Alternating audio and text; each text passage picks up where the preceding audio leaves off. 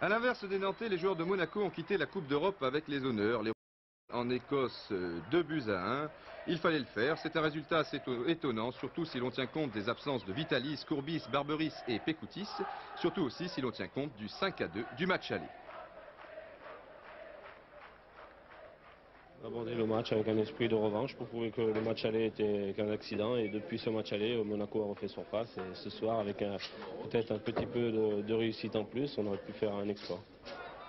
Voilà, revenons donc au début. Un début à l'avantage des joueurs écossais qui menacent Ettori sur ce tir du numéro 10, Paul Sturrock, que nous retrouvons sur cette action à la réception de ce centre Dotz. Mais là encore, le ballon est contré. C'est un corner qui ne donnera pas grand-chose, mais la défense de Monaco est très sollicitée. Ici, un tir de Sturrock dévié par Bellone a atterri, vous l'avez vu, sur la transversale. Beaucoup de travail en ce début de partie pour Jean-Luc Ettori, et petit à petit, les Monégasques s'organisent et se montrent dangereux. Ici, Bijota est contré, mais le ballon va être récupéré par les Rouges et Blancs avec Puel. Sur la gauche pour Amoros, Bellone, personne à la réception de ce centre, et finalement un tir un peu trop puissant du capitaine d'un soir, Didier Christophe. Toujours Monaco avec Bellone, Christophe.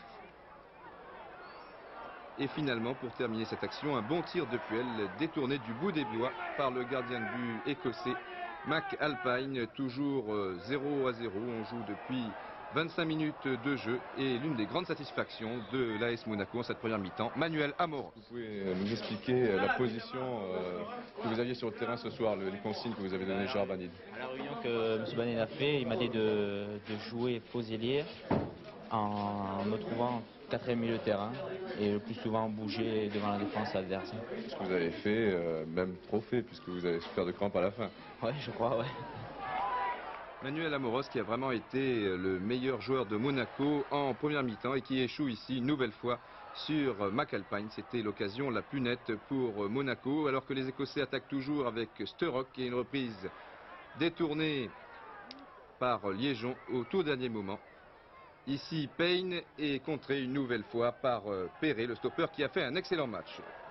La deuxième mi-temps vient de reprendre, un centre d'Amoros et une reprise extraordinaire de la tête de Ralph Edstrom, qui dans ce domaine n'a rien à envier aux joueurs britanniques. Monaco mène 1-0, et à partir de cet instant, eh bien, les joueurs de la Principauté vont faire preuve de beaucoup de détermination, à l'image de leur capitaine Didier Christophe. Et les joueurs écossais seront les plus souvent près des buts du gardien Mac Alpine. Ici, Bellone se remet sur son bon pied et marque un deuxième but à la 58e minute, 2-0, grâce à l'un des grands espoirs du football français, Bruno Bellone. Bruno Bellone, sur le but, j'ai l'impression que dès que vous avez reçu le ballon, vous aviez déjà dans l'esprit de revenir vers le centre. Oui, dès que j'ai reçu la balle, mon arrière me suivait bien.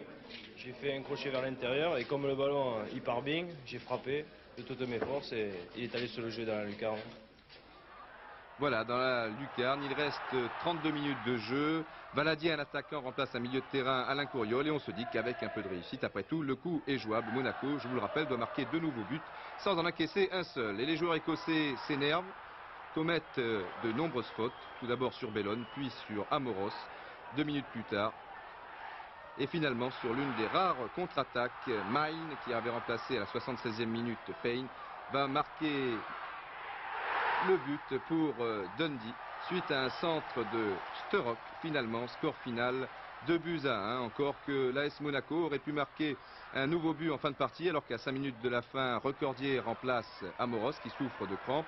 Un nouveau but par Edstrom sur cette tête, après le coup franc tiré par Christophe, ou encore sur une nouvelle tête du capitaine Didier Christophe à la suite de ce corner. Beaucoup de regrets donc pour l'AS Monaco, qui, c'est évident, a perdu la qualification 15 jours plus tôt au stade Louis II.